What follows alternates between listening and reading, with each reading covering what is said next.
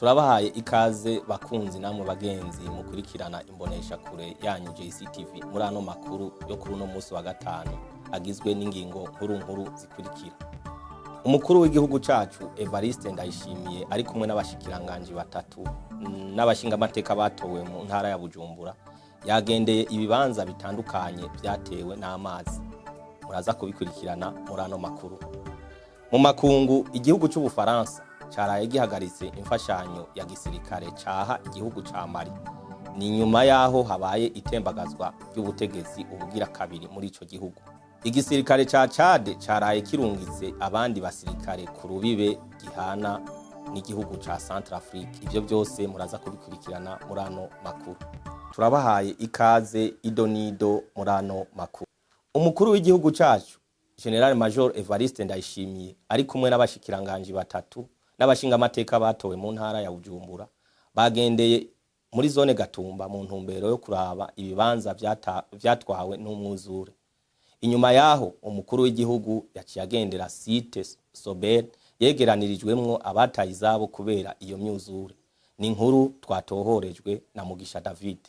Umukuru w'igihugu cacu General Major Evariste Ndayishimiye ari kumwe n'umushikiranganje w'intwaro yo hagati mu gihugu, iterambere n'umutekano mu gihugu, umushikiranganje wo gushigikirana no gufatana mu nda, umushikiranganje ajejwe ugwaruka n'ibibazo vy'akarere ka Afrika y'ubuseruko, aherekejwe n'abashinga amateka batowe mu ntara ya Bujumbura, yagendeye ibibanza vyatewe n'umwuzurira w'amazi muri zone Gatumba mu ntumbero yo kwirabira uko ibintu vyifashe. Mu nyuma yaho umukuru w'igihugu cacu yagendeye site Sobel ahegeranirijwe imiryango ingana 1317 yataye izabo kubera umwuzurira w'amazi.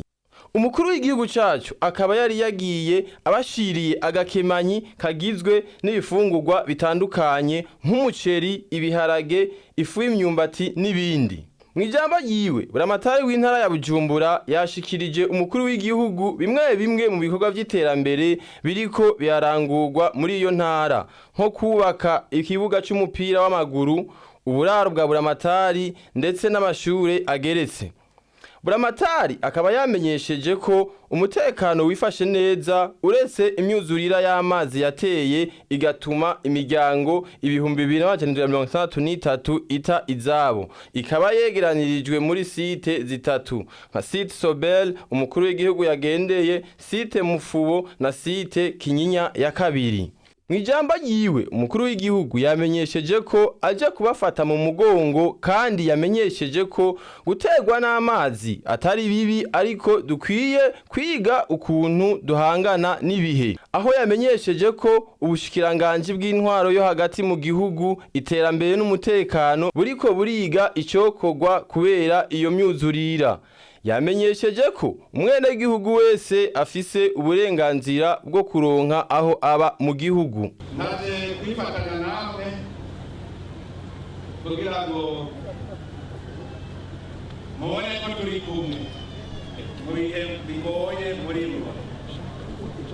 Naravuye mu ngo zanyu mugabo mwaze kuvamo n'intambara cyane uburyo bw'abana b'abantu kubera ibihe. None rero ibihe dushikiye twese turakeneye yuko dufatana mu nda. Muri ibi bihe turimo ni ibihe byo gufatana mu nda. Mwarumvise ndiko ndabwira abenegihugu bo mu zindi ntara yuko ibiriko biraba ni ikimenyetso giteza kutwereka ko turi abantu b'abantu bafise ubuntu n'urukundo. None rero ku ruhande rw'igihugu rwamwewe nyene abenegihugu twarashoboye kwegeranya ibyo dushobora kuba turabafashisha kugira ngo mwe muraba mu kurindira yuko Imana idufasha ajya amazi akame. Nicyo cyatuzanye rero tuje kwifatanya namwe mu ngorane muri ubwamera rya ndabaremeshe rero ndabaremeshe ndababwira yuko ibyabashikiye byadushikiye mu gihugu umwenegihugu yarwaye igihugu kiba kirwaye kuko turi umubiri umwe, turi igihugu kimwe. None rero ndabaremeshe ndababwira yuko atari umupfumo, si umupfumo, ni ibihe turiko duhangana navyo. Kuri iyi si hategereza kuba ingorane, mugabo ingorane zituma umuntu aca yihebura. Ndashimiye abajejwe intwaro bo baje bitwararika kuronka aba barabugururiza mu kurindira kw'amazi agabanuka. Ngashimira n'amashirahamwe atandukanye yaje yitaba kugira ngo abafasha. Uno munsi novuga nti duhakure n'icigwa kugira ngo tumenye guhangana n'ibihe. Hajya mu Gatumba mwavuye mvuye kuharaba, n'ahantu hahurirwa n'ivy'Imana yaturemeye kandi vyiza, amazi. Mu kubatiza baratubwira ko amazi arimwo vyinshi, harimwo ubuzima, mugabo akabamwo n'isegenya rihitana abantu. Mugabo nta muntu yoca yivuma ngo ibara ryaraguye kw'amazi yaduteye. Tumenye guhangana n'ibihe tukaba tuvyiteguriye. Umukuru w'igihugu yarangije urugendo rwiwe atanga imfashanyo ku miryango 1317 yegeranirijwe muri site Sobel, aho umuryango waronswa ibifungurwa bitandukanye n'ibahasha y'amafaranga. Abaronkeje izo mfungurwa bashimiye umukuru w'igihugu kw'iyo mfashanyo. Hari abenegihugu benshi baganiriye na JCTV batifuza kuva mu Gatumba inyuma yo guterwa n'amazi menshi. Abo benegihugu bagasaba ko leta hakubakura muri ivyo bibanza yo kubaka dige ku ruzi Rusizi bagashobora kuguma muri ivyo bibanza. Iyo ni inkuru twatohorejwe na Godefroy Nunzubumwe.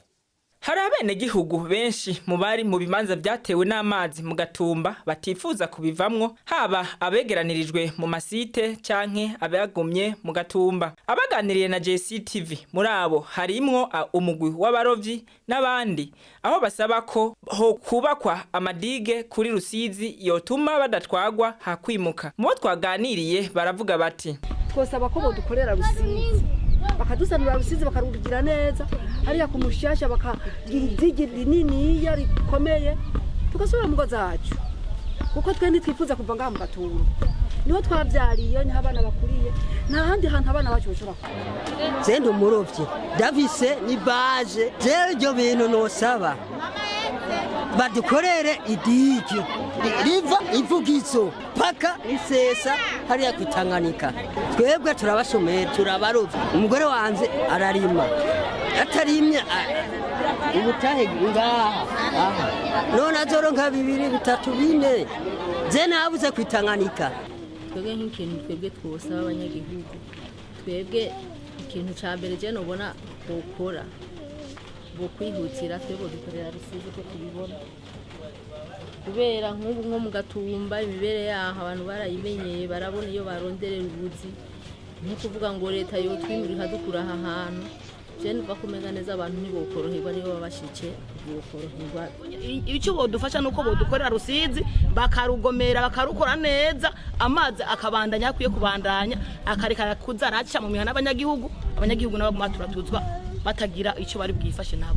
Mwijambo ryiwe umukuru w'igihugu cacu c'u Burundi yashikirije kuri uno wa gatanu, aho yariko abagendera muri site Sobel, yagize ico avuga kuri bo. Reka tumukurikirane. Twimukira handi kugira ngo bajya tuhahebere uburimwi. Neza muvuga muti oya ndabeje. Muvuga oya. Muga murabona yuko byama bishika. Ni gake ahe mwaka ajyana twawe. Twige rero guhangana rero nayo mwaka. Nukuvugi ko twemeye kuhabambira, duce twiga no kubaka inzu zikomeye zihagarara amazi. None twakaba turabona ubuhumwa kutaje, byarabaye biguma biba bizosubira. Ubushikiranganje bw'intara hagati buriko buriga kwiga inzira irashe y'ingene muronka aho muba, kuko umwenegihugu wese afite uburenganzira bwo kuronka haba mu gihugu kiwe c'amavukiro. Ni ukuvuga yuko mutaba mu Gatumba muraronka ahandi muba muteza kwabo. Nico gituma leta nkuru yakiri ibazana aho muba muraba mu kurindira. Hari imyidogo mu bene gihugu begeranirijwe muri site Sobel umukuru w'igihugu yagendeye kuri uno munsi wa gatanu. Iyo myidogo ikava ku kutaronswa imfashanyo ziba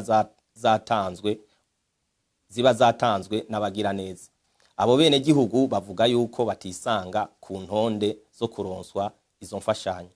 Iyo ni inkuru twatohorejwe na Godefroid Nunzubumwe. Hari imyidogo mu bene gihugu begeranirijwe muri site Sobel umukuru w'igihugu yagendeye uyu munsi. Ku mfashanyo zitangwa muri iyo site bamwe bakavuga ko imfashanyo ziza batazironswa kubera ko ku ntonde baba batariko. Bamwe mu bo twayaze baratubwira uko vyifashe. Murakoze kumpa ijambo kuko narimbabaye cyane. Murabona ngaha hari abantu barenze benshi barenze. Ubwo barenze hariho bamwe bariko barashikirwa ku maliste n'abandi badashikirwa, bamwe bakahamagagwa abandi ntibahamagagwe. Jewe mfise umupfakazi n'imfuvyi zitatu kandi zarambabaje kubona afise ihema mu Kigazi bakagira lisansuma, afise uhamurarira yaragiye kurondera ivyo afungura asanga liste iragiye. Izo mfuvyi zibiri nije ndazifise nabishwa. Aba bana gushika uno munsi liste yabuze, abatubana bose bahamagawe. Eske abo bana baca baja hehe? Ko bavuze ko ari ama liste baca bafatirako bagaca bayatwara ari bazokwama bafashwa. Ego ndakubaze mufaso, hari abandi bantu muba mufite ikibazo kimwe nk'icyo? Ni benshi. Ni benshi.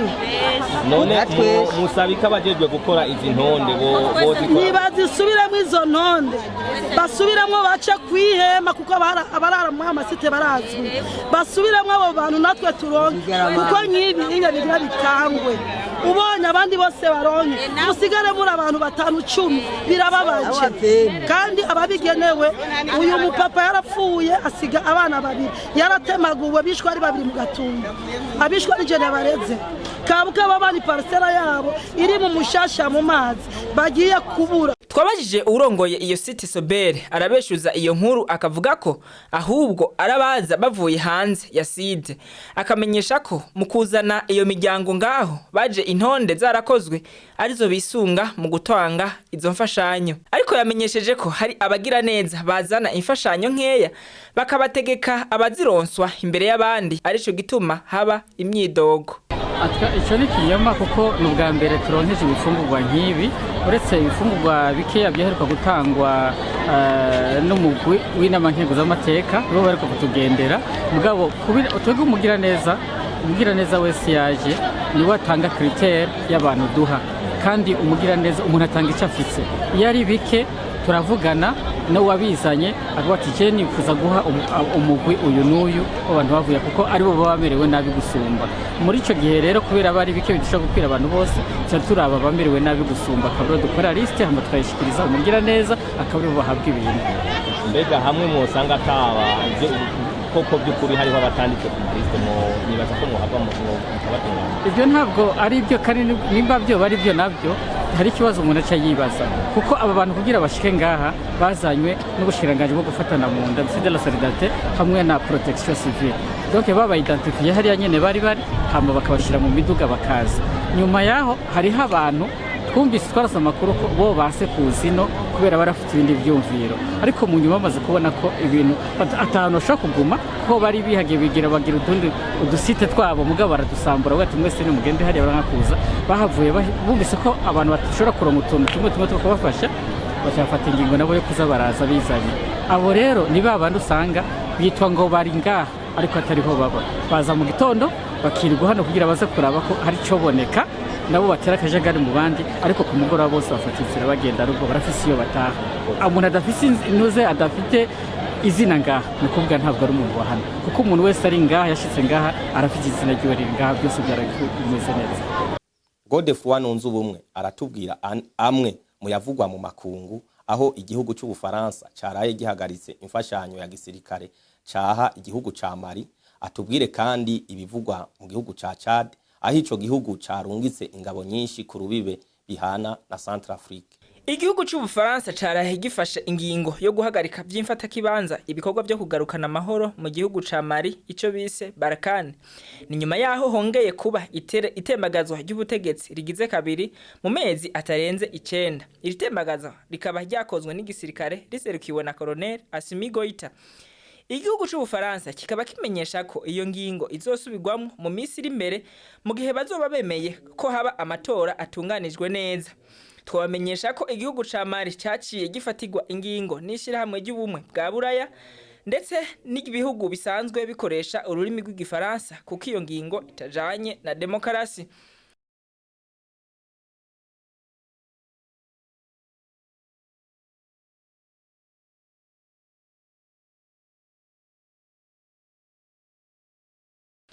Igihugu cha Chad congereje igisirikare ku mipaka gihana na Centrafrique. Ivyo vyabaye kuva ku munsi w'ejo Igenekerezo ya 3 Ruheshi.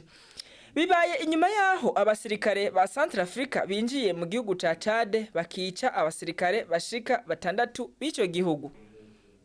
Nshuti namwe bakunzi mwariko mukurikirana imbonesha kure yanyu JCTV, aha niho amakuru arangiriye, tukaba tuzosubira ku munsi wa mbere nk'aya mango.